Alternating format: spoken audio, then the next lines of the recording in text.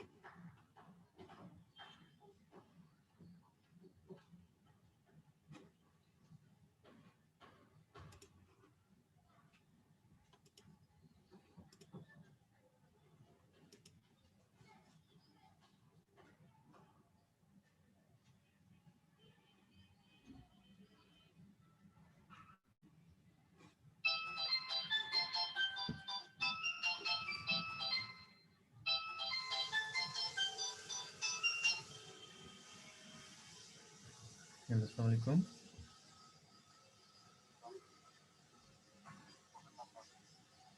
দীপক, হ্যাঁ, এই যে মোবাইল তো এখনো ঠিক হয় নাই। আজকে জানা যাবে, হয় ডেড হয়ে গেছে মোবাইল, হয়তো বা পরে একটা ছোট সেট নিয়েছি ওই জন্য কথা বলার জন্য। জাস্ট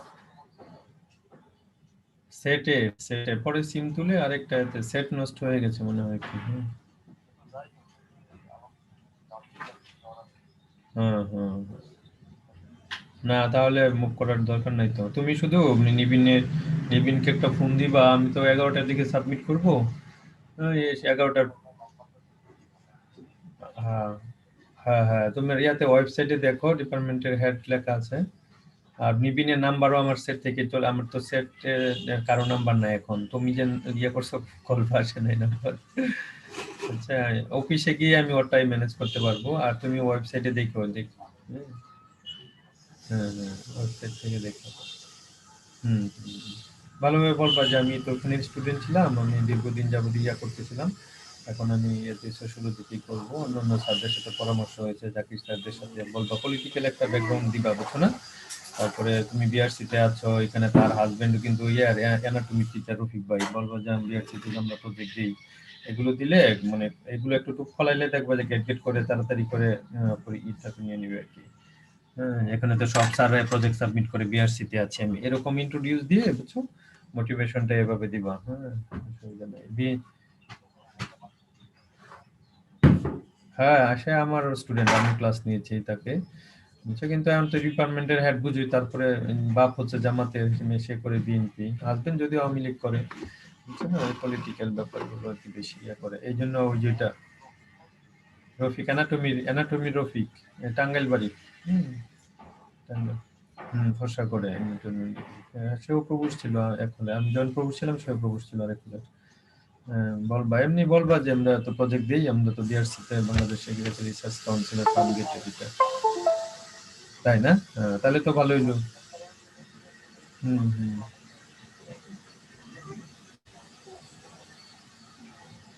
আচ্ছা। হুম, হুম, হুম। ঠিক আছে। এভাবেই তাহলে ইয়া করবো আর কি। বলো, হ্যাঁ? এই যে জিনিসটা বুঝিয়ে দিলাম, এটাই মুখ্য বিষয় হচ্ছে এটা, এভাবে ইন্ট্রোডিউস করাটা। হ্যাঁ? বলবা যে মানে প্রজেক্ট সাবমিট করেন, আমরা তো প্রজেক্ট দিচ্ছি। আচ্ছা, এটা আরেকটা। হ্যাঁ, হ্যাঁ, হ্যাঁ, হুম, হুম। আর তোমাকে তো প্রজেক্ট ধরতেই হবে যে কোনো একটা, কারণ কোন বছরের মধ্যে ফান্ড ক্রিয়েট করলে তুমি করতে পারবা। হ্যাঁ, এই জন্য বলবা যে এগুলো সে জিজ্ঞেস করবে না, এটা সিএসআর এর ক্রাইটেরিয়া, যেদিন তোমার ইন্টারভিউ হবে আর কি। হুম, এই আর কি তুমি তাহলে। হুম, হুম, তা তো অবশ্যই।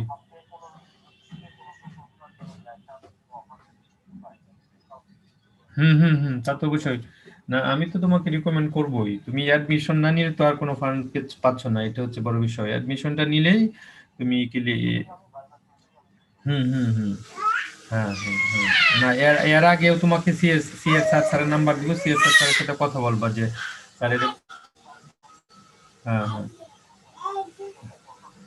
তাই রফিক স্যার বর্তমানে, আচ্ছা, হ্যাঁ, তাহলে তো আরো ভালো হলো। বলবো যে স্যার। হুম, হুম। তাই না? তাই না? বাবা। হ্যাঁ,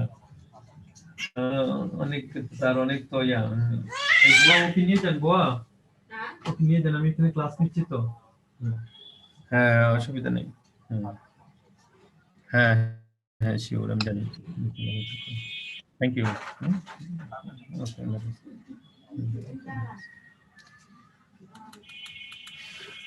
এই তোমরা শুনতে পাচ্ছ?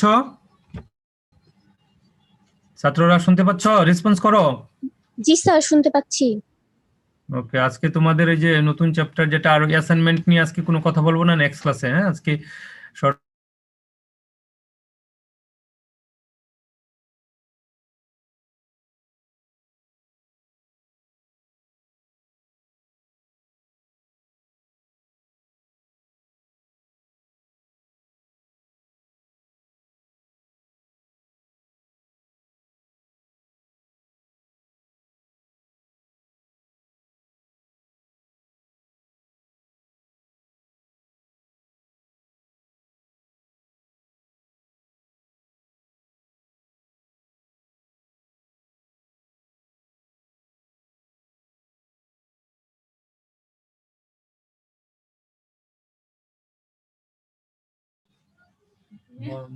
গবেষণা আর কি?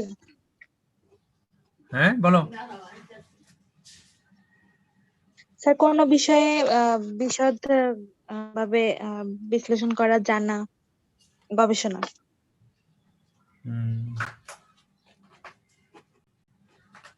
এনিমোর ছেলেরা বলো একজন।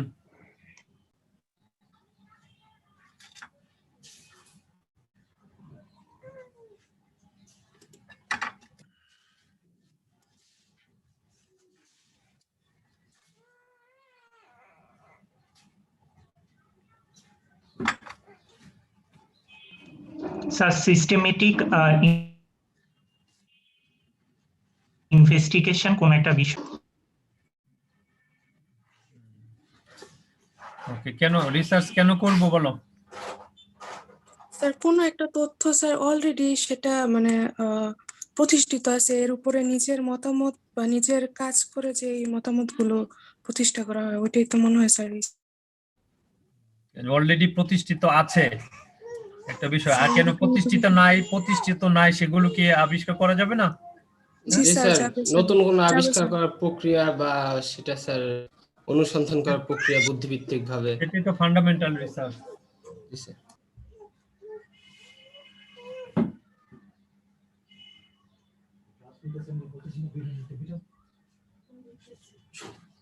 হ্যাঁ, তারপরে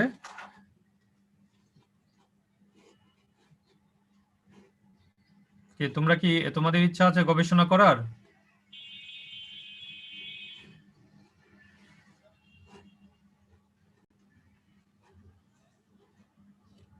তোমাদের ইচ্ছা কি বলো? তোমরা কি গবেষণা করতে চাও?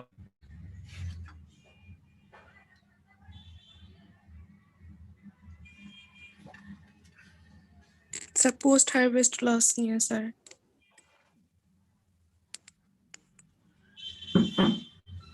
পোস্ট হারভেস্ট লস প্রোডাকশনের না? জি স্যার। Technical research.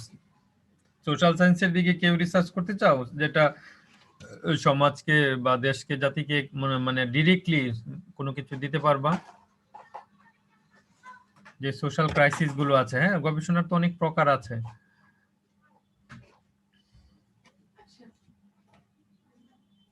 আমরা কি স্যার ওই সেক্টরে যাইতে পারবো স্যার? আমাদের তো টেকনিক্যাল রিলেটেড সব কাজ স্যার। আচ্ছা আচ্ছা, মানে এই টেকনিক্যাল থাকলে যাওয়া যায় না? না স্যার জানি না স্যার, এই জন্যই স্যার জানতে চাইলাম স্যার।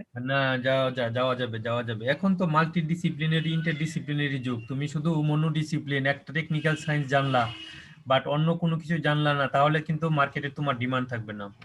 এখন টেকনিক্যাল সায়েন্সটা মানে সোশ্যাল সায়েন্সের সাথে ইন্টিগ্রেট করে তারপরে যদি তুমি প্রসিড হও, তাহলে সেটার সাস্টেনেবিলিটিটা অনেক বেশি এবং সেখানে মার্কেটে তোমার ডিমান্ড থাকবে। যে তুমি যে স্টাডিটা করছো এটার একটা সোশ্যাল ইমপ্লিকেশন আছে, হ্যাঁ, আছে, তাহলে সেটা খুবই ভালো হয়। আর এখন হচ্ছে ইন্টারডিসিপ্লিনারির যুগ। ফর এক্সাম্পল, তুমি যখন পোস্ট হারভেস্ট নিয়ে কাজ করবা, এখন পোস্ট হারভেস্টের বেশিরভাগ পোস্ট হারভেস্টের লস দেখতে চাচ্ছ তুমি, ফর এক্সাম্পল, কিন্তু ওইখানে পোস্ট হারভেস্টে ইনভলভমেন্ট কাদের বেশি, পুরুষ না মহিলাদের? পুরুষদের পুরুষদের স্যার বেশি এখন স্যার। পর্যন্ত বেশি স্যার। পোস্ট হারভেস্ট বাংলাদেশের সিরিয়াল ক্রপস গুলোতে কি পুরুষের ইনভলভমেন্ট বেশি না মহিলাদের? স্যার পুরুষদের ইনভলভমেন্ট বেশি স্যার আমাদের কোথায় এলাকায় স্যার ময়মনসিংহে স্যার। কি করে পুরুষটা পোস্ট হারভেস্টে বলো? স্যার পোস্ট হারভেস্টে মেয়েরা বেশি ইনভলভ থাকে বাংলাদেশে। আমি তো সেটাই জানি স্যার ধান বাংলাদেশে মারাই তো স্যার মূলত স্যার পুরুষরাই করে স্যার, এখন তো ওই যে মেশিনে করে, ওটা তো আর মহিলারা স্যার, করে না স্যার, আমাদের পুরুষরাই গ্রামে তো করে। স্যার মহিলাদেরকে দেখি বেশি করতে। গ্রামে বেশিরভাগই যাদের মেশিন নাই, মেশিন ছাড়া, হ্যাঁ, জি স্যার। তারপরে ধান শুকানো থেকে শুরু করে মানে পরিষ্কার করা যেটাকে বলে যে ঝাড়া, তারপরে রিজার্ভ করা, হ্যাঁ, ধান সিদ্ধ করা, চালের জন্য প্রস্তুত করা, খালি পুরুষরা ক্ষেত থেকে এনে কেটে রাখার পর হয়তো বা তারা মারাইটা করে দেয়। মারাইয়ের পরে কি কাজ নাই? হ্যাঁ, জি স্যার, লসের ওই হিসাবটা ওই যখন কাজগুলো হয়, স্যার মহিলা করে হ্যাঁ, স্যার। জি স্যার। লসের সাথে জড়িত পোস্ট হারভেস্টের অ্যাক্টিভিটিস গুলো বেশিরভাগই মহিলারা করে। সুতরাং এখানে একটা জেন্ডার ইস্যু কাজ করে, বুঝছো? জেন্ডার ইস্যুটা, হ্যাঁ, রিকগনিশন নাই, তারা কাজ করলেও লেবার হিসেবে তাদেরকে মানে লেবার পে করা হচ্ছে না, একটা লস থেকে যাচ্ছে। এটা হিসাব করলে তো প্রোটেকশনের কস্ট আরো বেড়ে যাবে, তাই না, যদি মহিলাদেরকে পে করা হয়। হ্যাঁ, এখানে যে সোশ্যাল সায়েন্সের ইস্যুটা চলে আসবে। তুমি টেকনিক্যাল সায়েন্স নিয়ে কাজ করলেও এখানে একটা অবজেক্টিভ দিলা যে মহিলারা কাজের ফলে এখানে তার কস্ট অফ প্রোডাকশন কতটা সেভ হচ্ছে, এটা বের করাও একটা সোশ্যাল সায়েন্সের বিষয়বস্তু হয়ে যেতে পারে। তুমি টেকনিক্যাল সায়েন্স নিয়ে কাজ করলে এটা চলে আসবে। হ্যাঁ, টেকনিক্যাল ফর এক্সাম্পল ফুড, তোমরা যদি তোমাদের ফ্যাকাল্টিতে ফুড সিকিউরিটি, ফুড সেফটি বা ফুড নিউট্রিশনের একটা ডিপার্টমেন্ট আছে, হ্যাঁ, তাই না, ফুডের। সেখানে যদি কোনো স্টুডেন্ট করে যে বাংলাদেশের মানে খাবার রান্নার কোয়ালিটির উপর বেস করে তার বডি নিউট্রিশনের গ্যাপটা, হ্যাঁ, কারণ অনেক মহিলারা জানে না খাবার কতটুকু সিদ্ধ করতে হবে, খাবার ওভার কুক হয়ে গেলে সেটাতে নিউট্রিশন থাকে না, বা সবজি প্রথম ধুয়ে তারপর ছুলতে হয় না, ফিল করতে হয়, তারপর রান্না করতে হয়, এটা অনেকে জানে না। এই বিষয়গুলো নিয়ে যদি কেউ রিসার্চ করে, এটা হচ্ছে টেকনিক্যাল রিসার্চ। বাট এটার পাশাপাশি এই যে নিউট্রিশন গ্যাপটা কতটুকু হলো, নিউট্রিশনের গ্যাপের ফলে তার ভালনারেবিলিটি কতটুকু হলো, এবং সে কেন জানে না যে রান্না কিভাবে করতে হয়, এই বিষয়গুলো তো সোশ্যাল সায়েন্সের বিষয় চলে আসবে। বুঝছো, দেখো টেকনিক্যাল সায়েন্সের সাথে সোশ্যাল সায়েন্সের অনেক রিলেশন আছে যদি ওভাবে চিন্তা করা হয় রিসার্চ করতে গেলে। যে আমাদের দেশে এখনো মহিলারাই রান্না করে, বাট বেশিরভাগ মহিলাই জানে না যে খাবারের পুষ্টি গুণ কিভাবে বজায় রাখতে হবে। শাক রান্না করে পানি ফেলে দেয়, তাই না, শাকের পানির মধ্যে সব তোমার নিউট্রিশন গুলো, পুষ্টিগুণ গুলো চলে যায়, তাহলে ওই শাক খাওয়ার তো লাভ নেই। গ্রামে দেখবে যে শাক সিদ্ধ করে পানি ফেলে দিচ্ছে। হ্যাঁ, শহরের গুলোতেও খাবার স্বাদ লাগবে, পানি ফেলে দিয়ে তারপর সেটা তুল দিয়ে ভাজে। হ্যাঁ, তাহলে তো পুষ্টিগুণ থাকলো না খাবারের। এইখানেও দেখো মানে কতটুকু মানে সায়েন্স সোশ্যাল সায়েন্সের সাথে কতটা ইন্টিগ্রেট করে কাজ করার সুযোগ আছে। এগুলো নিয়ে তোমরা কাজ করলে সেটাও অনেক ভালো হবে ভবিষ্যতে, এভাবে চিন্তা করতে হবে। আচ্ছা, আমরা এই চ্যাপ্টারে তাহলে আমরা স্টাডি করব যে রিসার্চ কি, হ্যাঁ, সোশ্যাল রিসার্চ কি, objective of research, importance of social research, types of research, method and techniques of social research, তারপরে হচ্ছে স্টেপস, বিভিন্ন সোশ্যাল রিসার্চের বিভিন্ন স্টেপস আছে, সেগুলোর মাধ্যমে আমরা স্টাডি করব এই চ্যাপ্টারটা। এবং তোমাদের যে অ্যাসাইনমেন্ট দেওয়া হয়েছে, তাই না, অ্যাসাইনমেন্ট করছো না? অ্যাসাইনমেন্ট গুলো কিন্তু তোমাদের এই যে এখানে যে স্টেপস অফ রিসার্চ, এই স্টেপস গুলো যদি অ্যাসাইনমেন্টে ফলো করো তাহলে তোমাদের সামনে যখন থিসিস করবা তখন সেখানে আরো গুরুত্বপূর্ণ কাজ মানে তোমাদের এটা খুব হেল্পফুল হবে যে তোমরা রিসার্চের বিভিন্ন স্টেপস প্রসেস গুলো অলরেডি জেনে গেছো। অ্যাসাইনমেন্টে এই স্টাইলটা ফলো করতে হবে এবার।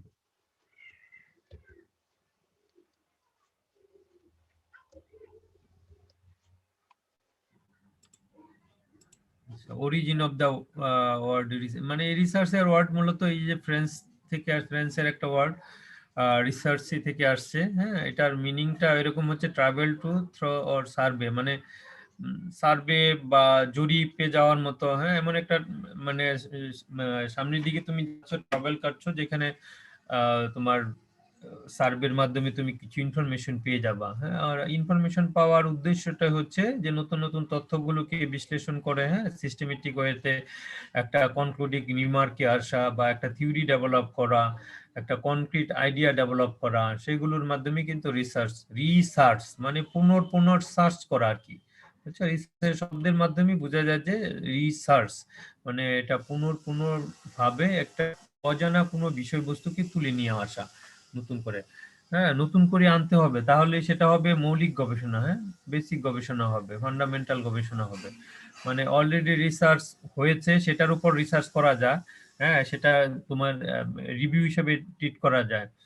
যেমন এই যে করোনা নিয়ে এখন গবেষণা হচ্ছে, এখন এই যে বিভিন্ন ভ্যাকসিন আবিষ্কার হচ্ছে, এখানে কি ভ্যাকসিনের শেষ? কখনোই না, হ্যাঁ। ভ্যাকসিনের যেটা আমরা এখন নিচ্ছি এটা খুবই প্রাথমিক একটা স্টেজ। এখন এটা আমরা যারা নিচ্ছি এটা কতটুকু ইমিউনিটি সিস্টেম বুস্ট আপ করলো, হ্যাঁ, এগুলো নিয়ে পরে আবার রিপোর্ট নেওয়া হবে, হ্যাঁ, আবার চেক করা হবে হেলথের কন্ডিশন কতটুকু ইমপ্রুভ হলো। হ্যাঁ, এটা আমরা যেটা নিচ্ছি বাংলাদেশে এটা 66% কার্যকর এরকম। সুতরাং ওই যে বাকি যে যাদের বডিতে তৈরি হবে না, কারণ কি, এইগুলো খুঁজে বের করে করে এটাকে ইমপ্রুভ করে দেখা যাবে একটা সময় 90% ইয়া হবে, হ্যাঁ, 99% চলে আসবে, যেগুলো খুব ভালো ভ্যাকসিনের কোয়ালিটি। সুতরাং এটা এন্ডলেস প্রসেস, রিসার্চ এক জায়গায় শেষ হয় না। আর এখন দেখো আমরা দুইটা ডোজ নিচ্ছি এবং কোনো আবার পরবর্তীতে আসতেছে যে একটা ডোজ নিলে হবে, যেটা জনসন এন্ড জনসন কোম্পানি যেটা ইয়া করেছে। আবার এমন সময় আসবে যে এটা মানে ভয়ের কোনো ইয়া থাকবে না, এটা সার্বজনীন হয়ে যাবে, সবার জন্যই মানে একটা ডোজে চলে আসবে, হ্যাঁ। আর সেটার সাইড এফেক্টও কম থাকবে, সেটার ইমিউনিটি সিস্টেমকে আরো স্ট্রং করবে, এভাবে চলে আসবে। সুতরাং এটা এন্ডলেস প্রসেস, রিসার্চ হচ্ছে এন্ডলেস প্রসেস। এটা একজন একটা আবিষ্কার করছে এটাই শেষ হয়ে গেছে গবেষণা, এই কথাটা একদমই ভুল, এবং কখনো এটা বলা যাবে না যে না একটা আবিষ্কার হয়েছে এটা এখানেই শেষ হয়ে গেছে। এই যে যারা নোবেল প্রাইজ পাচ্ছে, মনে করো কেমিস্ট্রিতে, ফিজিক্সে, বিভিন্ন সায়েন্সে, যে তারা এটা আবিষ্কার করে নোবেল প্রাইজ পাওয়ার পরে কি ওই গবেষণা বন্ধ হয়ে গেছে? কখনোই না, এবং সেটার পর আরো বেশি পরীক্ষা নিরীক্ষা চলে, এটা অনগোয়িং প্রসেসে পৃথিবী যতদিন আছে প্রতিটা সায়েন্সই তার নিজস্ব ধারায় এটা চলমান থাকবে, এবং চলমান থেকে থেকে বিভিন্ন বিষয়গুলো উঠে আসবে। কারণ মানে বিজ্ঞানের কোনো জায়গায় শেষ নেই, গবেষণার কোনো জায়গায় শেষ নেই, হ্যাঁ, এটা একমাত্র আল্লাহ তাআলা ভালো জানে, যারা আল্লাহ তাআলাকে ভালোভাবে জানে বুঝে। এখানে আল্লাহ তাআলার বড় একটা অস্তিত্বের প্রমাণ যে মানুষের ক্ষমতা খুবই লিমিটেশন, হ্যাঁ, মানে আল্লাহ সবচেয়ে বেশি ভালো জানে। মানুষ যদি মনে করেন আমি এটা আবিষ্কার করে ফেলছি, আমি সব শেষ করে ফেলেছি, তারপরে আর কিছু নেই, হ্যাঁ, এটা হচ্ছে ভুল ধারণা। এখন দেখো যে মহাশূন্য নিয়ে কত কিছু গবেষণা হচ্ছে, হ্যাঁ, স্পেস নিয়ে, হ্যাঁ, বিশাল গবেষণা হচ্ছে, এই এরোনটিক্যাল ওয়ার্ল্ড নিয়ে বিশাল গবেষণা হচ্ছে। মানে পৃথিবীর মতো এখন দেখা যাচ্ছে শত শত গ্রহ আবিষ্কার হচ্ছে আরো, হ্যাঁ, হতেই থাকবে কন্টিনিউ, হ্যাঁ, এটার কোনো শেষ নেই। আর একটা সময় আমরা পড়তাম যে মহাশূন্যে শুধু পৃথিবী সহ 7টা গ্রহ বা উপগ্রহ আছে, এসব, হ্যাঁ, এগুলো ভুল ধারণা প্রমাণিত হবে, হাজার হাজার থাকবে এক সময় দেখা যাবে। সুতরাং এটা একটা এন্ডলেস প্রসেস, অনগোয়িং প্রসেসে চলতে থাকে। এটা 1530-এর দিকে ফ্রান্সে প্রথম এই শব্দগুলো আবিষ্কার হয়। পরবর্তীতে এটাকে সায়েন্টিফিক ইনকোয়ারি কেউ বলেছে, মানে বিভিন্ন ওয়ার্ডের মাধ্যমে এটা রিভলিউশন ঘটেছে রিসার্চ শব্দটার, হ্যাঁ। তার মানে এটাকে দাঁড়ালো যে সিস্টেমেটিক ইনভেস্টিগেশন, হ্যাঁ, একটা স্টাডির কোনো ম্যাটেরিয়ালস বা কোনো সোর্সকে, কোনো কিছুকে এস্টাবলিশ করার জন্য, হ্যাঁ, নতুন একটা কনক্লুডিং রিমার্কস, যেটা অলরেডি তোমাদের বললাম, হ্যাঁ, সেটাকে গবেষণা বলা হয়। আর এটা সিস্টেমেটিক ওয়েতে অবশ্যই যেতে হবে। প্রথম তোমাকে চিন্তা করতে হবে, রিসার্চের একটা প্রবলেম ঠিক করতে হবে, যে প্রবলেমটা কি, প্রবলেম আইডেন্টিফাই করতে হবে। প্রবলেম ছাড়া তো তুমি সামনে প্রসিড হতে পারবে না। গবেষণার মুখ্য বিষয় হচ্ছে সে তোমার ভিতরে যে ওয়ারি, তোমার মনের ভিতর যে প্রশ্ন আছে, সেই প্রশ্নকে সামনে একটা প্রবলেম হিসাবে দাঁড় করাইতে হবে, যে যা আমি এই বিষয়টা জানতে চাই। যেমন একজন বললো পোস্ট হারভেস্ট লস নিয়ে গবেষণা করবে, দ্যাট মিনস সে চিন্তা করেছে, তার মনের ভিতর একটা ফ্রেমওয়ার্ক দাঁড় করিয়েছে যে বাংলাদেশের ক্ষেত্রে পোস্ট হারভেস্ট লস অনেক অনেক বেশি, সেটার জন্য যদি নতুন করে কোনো মেকানাইজেশনের টেকনিক আবিষ্কার করা যায়, তাহলে এই লসটা কমে আসলে ফার্মার্সদের জন্য ভালো হবে, দেশের ওভারঅল জিডিপিতে কন্ট্রিবিউট করা যাবে, তাই না? এগুলো তার মনের মধ্যে যে বললো যে পোস্ট হারভেস্ট নিয়ে গবেষণা করবে। সুতরাং তোমাদেরকে প্রথমেই একটা প্রবলেম আইডেন্টিফাই তৈরি করতে হবে, বা টাইটেল সেট আপ করতে হবে, যে এই টাইটেল নিয়ে আমি কাজ করতে চাই। টাইটেল নিয়ে বা একটা প্রবলেম মনের ভিতর দাঁড় করাইলে তারপর এটার উপর বেস করে তোমাকে অবজেক্টিভ ঠিক করতে হবে, বা আমি এই রিসার্চের মাধ্যমে কি জানতে চাই, এইম অবজেক্টিভ সেট করতে হবে। এইমস বা অবজেক্টিভ গুলো যখন তুমি স্পেসিফিক করবা, তখন সেগুলোর উপর বেস করে তুমি হাইপোথিসিস বা বিভিন্ন অ্যাজাম্পশন তৈরি করবা, বিভিন্ন কোশ্চেন তৈরি করবা, হ্যাঁ, কোশ্চেন গুলো নিয়ে তখন তারপর তুমি সিস্টেমেটিক ওয়েতে সেই কোশ্চেন গুলো কি ওপেন এন্ড হবে নাকি স্ট্রাকচার কোশ্চেন হবে নাকি মানে বেশি ওপেন ও কোয়ালিটেটিভ হবে নাকি কোয়ান্টিটিভ কোশ্চেন হবে, এই ধরনের অনেক অনেক বিষয় তোমাকে তখন প্রসিড হতে হবে, হ্যাঁ, যখন রিসার্চের একটা প্রবলেম তুমি ঠিক করবা। রিসার্চের অবজেক্টিভ হচ্ছে এটা ডিপেন্ড করবে তুমি কোন ধরনের রিসার্চ করতে চাচ্ছ, হ্যাঁ, সেই জন্য রিসার্চের অবজেক্টিভ গুলো ওভাবে ঠিক করতে হবে। তোমার যেমন প্রথমে অবজেক্টিভই বলতেছে রিসার্চ, আমরা রিসার্চ কেন করব, যেটার উদ্দেশ্য হচ্ছে যে আমাদের যে জগৎ আছে, আমরা যে ফিল্ডে আছি, যে একাডেমিক আছি, সেটার সবকিছু জানার জন্য বিভিন্ন ভাবে আমরা যদি সিস্টেমেটিক ওয়েতে আমরা আমাদের নলেজকে এনরিচ করতে চাই, হ্যাঁ, তাহলে আমাদেরকে মানে গবেষণার একটা বড় একটা উদ্দেশ্য ফুলফিল হবে। যেমন to gain familiarity with the phenomena or achieve new insights into the, হ্যাঁ, এই যে মানে তুমি যেখানে আছো আমাদের এই বস্তু জগৎ বা এই পৃথিবী, এটার বিভিন্ন যে ঘটনা আছে, হ্যাঁ, এই ঘটনাগুলো থেকে আমরা কিভাবে একটা কনক্লুডিং একটা ইনসাইটস, নিউ ইনসাইটস এনরিচ করা যায়, সেটার জন্য একটা সিস্টেমেটিক ওয়েতে, সেটা হতে পারে তোমার মানে এক্সপেরিমেন্টাল রিসার্চ হতে পারে, বিভিন্নভাবে এক্সপ্লোরেটরি রিসার্চ হতে পারে, হ্যাঁ, বিভিন্ন ইনোভেটিভ রিসার্চ হতে পারে, সেভাবে আমরা আমাদের নলেজের গ্যাপটাকে পূরণ করার জন্য আমরা রিসার্চ করে থাকি। এটা একটা অবজেক্ট। এটা যে কোনো পার্টিকুলার হতে পারে, সিচুয়েশন বেস হতে পারে গবেষণাগুলো। যেমন তোমরা তোমাদের যখন মাস্টার্স করবা তখন সুপারভাইজার সিলেক্ট করলে তোমাদের সুপারভাইজারে বলে দিবে যে তোমার রিসার্চের নেচারটা কি হবে, এটা ডিটারমিনান্টটা কি হবে, এবং তুমি কোন পারপাজে রিসার্চটা করবা, তোমার ইন্ডিকেটর গুলো কি হবে, যার মাধ্যমে সঠিকভাবে ডায়াগনোসিস করে তুমি রিসার্চের থিম গুলো করতে পারো। তারপর সেটার মাধ্যমে তোমার আমরা রিসার্চের উদ্দেশ্যে আমাদের বিভিন্ন হাইপোথেটিক্যাল রিলেশনশিপ খোঁজার চেষ্টা করি বিভিন্ন ভেরিয়েবলের মাধ্যমে। যেমন জেন্ডার একটা বড় ভেরিয়েবল, মেল ফিমেল থাকে। যেমন গ্রামে একটু আগেই আমাদের আলোচনা হচ্ছিল যে আমি বলছি যে মহিলারা পোস্ট হারভেস্টে থাকে এবং পুরুষরা বেশি, কেউ বললা যে পুরুষরা পোস্ট হারভেস্টের সাথে বেশি ইনভলভ। এটা রিজিয়ন টু রিজিয়ন হয়তো বা ভেরি করে, বিভিন্ন এলাকায় পুরুষরা বেশি করে, কোনো এলাকায় মহিলারা কম করে। যেসব এলাকায় মহিলারা কম করে সেখানে হয়তো বা দেখা যাবে যে একটা রিলেশনশিপ কাজ করে, যে মহিলারা বাড়ির বাইরে গিয়ে এই প্রোডাকশনে কাজ করবে না, ধর্মীয় একটা ব্যাপার থাকে, পারিবারিক মূল্যবোধের একটা ব্যাপার থাকে, এই বিষয়গুলো তারা অ্যাড্রেস করে, হ্যাঁ, সেক্ষেত্রে হয়তো বা মহিলারা কম করে, পুরুষরা পুরা সব কাজকর্মই করে, হ্যাঁ, এরকম হইতে পারে। সুতরাং এটা একটা হাইপোথিসিসের বিষয়। আমার একটা অ্যাজাম্পশন আছে, তোমার আরেকটা অ্যাজাম্পশন আছে, দুইটা অ্যাজাম্পশন কখনোই এক হবে না। এটাকে প্রমাণ করার জন্য তোমাকে তখন ফিল্ডে যেতে হবে, ডাটা কালেকশন করতে হবে, তখন এটাকে অ্যানালাইসিসের বিভিন্ন সফটওয়্যারে ফেলতে হবে, বিভিন্ন ভাবে সফটওয়্যার আবিষ্কার হয়েছে, সেখানে কোরিলেশন, রিলেশন, রিগ্রেশন, রিলেশন, হ্যাঁ, এগুলোর বিভিন্ন ধরনের অ্যানালিটিক্যাল টেকনিক্স আছে, হ্যাঁ, সেই অ্যানালিটিক্যাল টেকনিকের মাধ্যমে সেগুলোকে প্রুভ করা যায়। এভাবে রিসার্চের বিষয়গুলো আমরা অ্যাড্রেস করে থাকি। হ্যাঁ, রিসার্চের ইম্পর্টেন্স, এটা খুবই ইম্পর্টেন্ট একটা ব্যাপার, যে আমরা রিসার্চ করি আমাদের নলেজকে এক্সপান্ড করার জন্য, নলেজের বিষয়টাকে ইনডেপথ করার জন্য, এক্সপান্ড করার মাধ্যমে আমরা রিসার্চের মাধ্যমে নতুন নতুন তথ্য পেয়ে থাকি, এবং সেটার মাধ্যমে আমরা আমাদের ব্যক্তি জীবন, সামাজিক জীবন, হ্যাঁ, রাজনৈতিক জীবন বলো, সবকিছুতেই আমরা চেষ্টা করি এটার মাধ্যমে যেন কারণ পৃথিবী খুব মানে সমাজ খুব ডাইনামিক্যালি মানে এগিয়ে চলছে, সেই ডাইনামিকের সাথে আমাদেরকে তাল মিলাতে হলে অবশ্যই গবেষণা করতে হবে, হ্যাঁ, এক জায়গায় স্টেবল থাকা যাবে না, প্রত্যেকটা কিছু নিয়েই তো গবেষণা হচ্ছে। বিশেষ করে বেসিক সায়েন্স নিয়ে প্রচুর গবেষণা হচ্ছে, বায়োলজিক্যাল সায়েন্স নিয়ে প্রচুর গবেষণা হচ্ছে। সুতরাং সেটার পাশাপাশি আমাদের সোশ্যাল সায়েন্সেরও মানে গবেষণাকে অব্যাহত রাখতে হবে। এখন টেকনোলজির ফলে আমাদের সমাজে অনেক ধরনের মানে যে সাইড এফেক্ট তৈরি হচ্ছে, হ্যাঁ, টেকনোলজির সুফল কুফলের দিকটা আমি বলতেছি, যেমন এই যে মোবাইলের জন্য হেলথ হ্যাজার্ড, মোবাইল এডিকশন একটা বড় প্রবলেম হয়ে দাঁড়িয়েছে।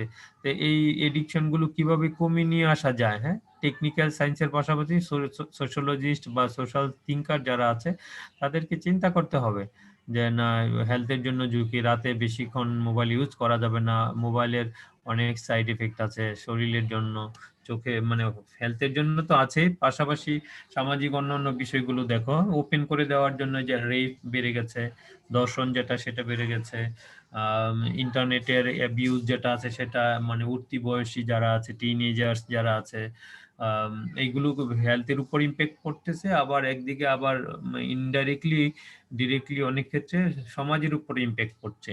হ্যাঁ, অনেক কিছুই মোবাইলের ইম্প্যাক্ট গুলো, যে ব্যাড ইম্প্যাক্ট গুলো সমাজে পড়ছে সেগুলো কিভাবে মিনিমাইজ করা যায়। হ্যাঁ, একবারে দূর করা যাবে না, বাট সেটাকে কিভাবে কমিয়ে রাখা যায়, সেটা আইন প্রণয়ন হোক বা বিভিন্ন হোক। দেখো গভর্নমেন্ট ওই যে সোশ্যাল আইন, সোশ্যাল মিডিয়ার যে আইন আছে, হ্যাঁ, ইন্টারনেট অ্যাবিউজের যে আইন আছে, সেগুলোর মাধ্যমে কিন্তু ওই যে গ্রেফতারি পরোয়ানা জারি করে অনেক সময় দেখি। ব্লগে অনেক সময় অনেক লেখালেখি হয়, এই যে বিভিন্ন বিষয় নিয়ে লেখালেখি হয়, যে রামুতে বৌদ্ধ মন্দির পোড়ানো হইলো, পরে বৌদ্ধরা আবার মুসলমানদের উপর হামলা করলো। হ্যাঁ, অনেক অনেক বিষয় এগুলো, এই যে সোশ্যাল মিডিয়ার কুফল যেগুলো, সেগুলো কিন্তু অ্যাড্রেসের বিষয়। এগুলো এই জন্যই সোশ্যাল রিসার্চ করতে হবে আমাদেরকে। হ্যাঁ, এটার মাধ্যমে আমরা আমাদের দায়িত্ববোধের ইয়া থেকে আমরা অনেকভাবে আমাদেরকে সামনের দিকে প্রসিড করতে পারি। এটা প্র্যাকটিক্যালি আমাদেরকে অনেক কিছু দেখাবে, সামাজিক চেঞ্জ সম্পর্কে, সামাজিক প্রোগ্রেস সম্পর্কে। হ্যাঁ, এগুলোর মাধ্যমে আমরা রিসার্চের বিষয়গুলো দেখে থেকে বিভিন্ন নতুন নতুন প্রবলেমকে কিভাবে হাইলাইট করতে হবে এবং প্রবলেমগুলোকে মিনিমাইজ বা সেখান থেকে ভালো কিছু বের করে নিয়ে আসার গবেষণা অবশ্যই ইম্পর্টেন্স আছে গবেষণার। বিভিন্ন কমার্শিয়াল ফার্মসে দেখবা যে রিসার্চের উইং থাকে। হ্যাঁ, বিভিন্ন কমার্শিয়াল ফার্মে রিসার্চের বিভিন্ন উইং থাকে, সেখানেও দেখা যাচ্ছে যে বিভিন্নভাবে গবেষণা করা হয় এবং গবেষণার মাধ্যমে যে কোনো প্রতিষ্ঠানকে লাভজনক প্রতিষ্ঠানে পরিণত করে, ভলান্টারি প্রতিষ্ঠানকে আরো বেশি এনরিচ করে, রিচ করার মাধ্যমে গবেষণা বিষয়বস্তুকে এস্টাবলিশ করা হয় সেভাবে। এবং অনেক, যেমন বাংলাদেশের যেমন পরিসংখ্যান তথ্য ডিপার্টমেন্ট বলো বা গভর্নমেন্টের বিভিন্ন উইং আছে, গভর্নমেন্টের বিভিন্ন মিনিস্ট্রির মাধ্যমে বিভিন্ন প্রজেক্ট সাবমিট করা হয়, গবেষণা প্রকল্প সাবমিট করা হয় বাংলাদেশের বিভিন্ন উন্নয়নমূলক ডেভেলপমেন্টের কাজে, সায়েন্স টেকনোলজি। ছাত্রদের দেখবা যে তোমরা মাস্টার্সে পড়ার সময় এনএসটি স্কলারশিপে অ্যাপ্লাই করবা, হ্যাঁ, ন্যাশনাল সায়েন্স এন্ড টেকনোলজি যে স্কলারশিপ, সেটার মাধ্যমে তোমরা যে মাস্টার্সের যারা স্কলারশিপ পে করবা তারা বেশি একটা ভালো একটা ফান্ড পাবা। হ্যাঁ, 60-70 হাজার টাকা একটা ফান্ড দেয় মাস্টার্সে। এটা রেজাল্ট ভালো থাকতে হয়। হ্যাঁ, সিজিপিএ 3.5 থাকলে মানে এনশিওর করা যায় যে সে পাবেই। হ্যাঁ, কম থাকলে 3 মিনিমাম অ্যাপ্লাই করা যায়, বাট যখন গ্রেড হয় কম্পিটিশনের কারণে 3.5 3.4 থাকলে তারা পেয়ে যায় অ্যামাউন্টটা মাস্টার্সে। সুতরাং রেজাল্টটা ভালো করার চেষ্টা করো, তাহলে দেখবা যে মাস্টার্সে ভালো একটা গবেষণা করতে পারবা, গবেষণার একটা ফান্ড পাবা। হ্যাঁ, সেই দৃষ্টিকোণ থেকে এখন থেকে প্রিপারেশন নিতে থাকে যে অনার্সের রেজাল্ট যেন 3.5 থাকে মিনিমাম। হ্যাঁ, এটা একটা বিষয়। এই জন্য গবেষণাগুলোর ইম্পর্টেন্স এটা সার্বজনীন। ওকে, নেক্সট থেকে আমরা আজকে আবার টাইপস নিয়ে আলোচনা করলে অনেকগুলো, সেগুলো ইয়াতে শেষ হবে না। আমাদের আগামী ক্লাসে আরেকটা ক্লাস নিয়ে তোমাদের এটা শেষ করে দেবো, টাইপস নিয়ে আলোচনা করব। তারপরে হচ্ছে স্টেপস গুলো নিয়ে আলোচনা করব। হ্যাঁ, রিসার্চের স্টেপস বা প্রসেস যেগুলো আছে সেগুলো নিয়ে আরেকটা ক্লাস নিয়ে তোমাদের এটা শেষ করে দেব আজকে। তাহলে এই পর্যন্ত থাকুক, ইম্পর্টেন্স পর্যন্ত। হ্যাঁ, অবজেক্টিভ, ইম্পর্টেন্স এবং সোশ্যাল রিসার্চ কি, সোশ্যাল রিসার্চ কি, এই বিষয়গুলো।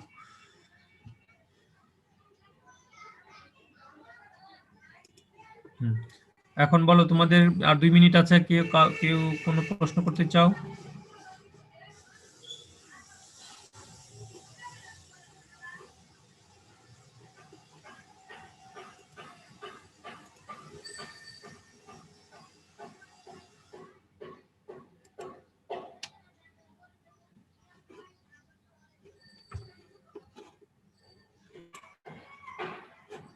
হ্যাঁ,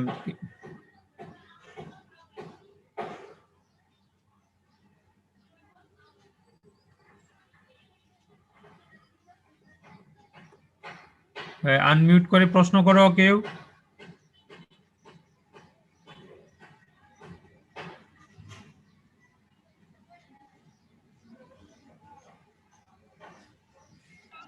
স্যার রিসার্চের যে এটা বললেন এখনই স্যার আপনাদের যে রিসার্চ ওখানে কি স্যার আমাদের নেওয়া যায় না স্যার? তোমরা এখন সেকেন্ড ইয়ারে পড়ো না? জি স্যার। সেকেন্ড ইয়ারে পড়ে এখন কেমনে কি মানে তোমাদের তো সেকেন্ড ইয়ারে পড়ে বিভিন্ন স্যারদের সাথে দেখো, তোমার ফ্যাকাল্টির বিভিন্ন স্যাররা যদি ফিল্ড বেস রিসার্চ করে, হ্যাঁ, সেক্ষেত্রে দেখো এটা ডিপেন্ড করে মানে তোমরা কতটুকু সময় দিতে পারবা। আমরা মানে একদিনের ট্রিপে গেলে বিভিন্ন সময় আমাদের আন্ডার গ্রাজুয়েটের ছাত্রদের নিয়ে যাই, হ্যাঁ, ফিল্ডে ডাটা কালেকশনের জন্য। আমাদের ফ্যাকাল্টিতে আমাদের ছাত্ররা তো তোমাদের সোশ্যাল মানে ওরা সোশ্যাল সায়েন্সের একটা ব্যাকগ্রাউন্ড পেয়ে যা ফার্স্ট ইয়ার সেকেন্ড ইয়ারেই, হ্যাঁ, আর মাস্টার্সে ওঠা পর্যন্ত অনেকগুলো কোর্স করে ফেলে সোশ্যাল সায়েন্সের সেক্ষেত্রে। আর তোমাদের তো টেকনিক্যাল সায়েন্স, তোমাদের স্যাররা তোমাদেরকে যদি তোমাদের মানে social science technical science related কোনো স্টাডি থাকে ফিল্ড লেভেলের, হ্যাঁ, যেমন ফর এক্সাম্পল ইরিগেশনের ইম্প্যাক্ট কি প্রোডাকশনের ক্ষেত্রে, সরাসরি যদি ফিল্ডে নিয়ে যায় সেক্ষেত্রে হয়তো বা তোমাদের অবশ্যই ইনভাইট করতেই পারে তোমাদের টিচাররা। হ্যাঁ, এটা ডিপেন্ড করবে টিচারদের প্রজেক্টের টাইটেল কি, হ্যাঁ, তারা কোন টপিকস নিয়ে রিসার্চ করছে এটার উপর বেস করে। যেমন আমি আগামীকালই আমি হাওড়ে ভিজিটে যাব। এখন আমার রিসার্চের টাইটেল হচ্ছে ক্লাইমেট চেঞ্জের ইম্প্যাক্টটা, হ্যাঁ, হাওড়ের পিপুলদের ক্লাইমেট চেঞ্জের ইম্প্যাক্টের বলে হাওড়ের লোকজনের লাইভলিহুডের উপর কি ইম্প্যাক্ট করছে, হ্যাঁ, ক্লাইমেট চেঞ্জের কারণে। আমি আমার মাস্টার্সের স্টুডেন্ট নিয়ে যাচ্ছি, আমার পিএইচডি স্টুডেন্ট নিয়ে কালকে যাব, হ্যাঁ, মোহনগঞ্জে। সুতরাং এটা ডিপেন্ড করবে টিচারের রিসার্চের টপিকস কি এবং সে তার পারপাসটা কি, সে কোন ধরনের রিসার্চার নিয়ে রিসার্চ অ্যাসিস্ট্যান্ট নিয়ে কাজ করতে চায়, এটা ডিপেন্ড করবে তাদের উপর। এরকম তোমরা যখন মাস্টার্স করবা তোমাদের টিচাররা দেখবে তোমাদেরকে নিয়ে যাবে, হ্যাঁ, এরকম বিষয়টা। ওকে, আমরা নেক্সট ক্লাসে আরো ভালোভাবে টাইপস গুলো এবং রিসার্চের বিভিন্ন স্টেপস জানবো, তাহলে তোমাদের অ্যাসাইনমেন্ট গুলো আরো ভালোভাবে লিখতে পারবে তোমরা। ওকে, আমাকে এখন ইউনিভার্সিটিতে যেতে হবে, যেমন মিটিং আছে একটা। ওকে, এই জন্য আমি 9:30টায় দিয়েছিলাম টাইম, বাট তোমাদের রিপ্রেজেন্টেটিভ আবার বললো যে তাহলে আমরা পরে করবো। ওকে, তাহলে নেক্সটে কথা হবে, ভালো থাকো, থ্যাংক ইউ।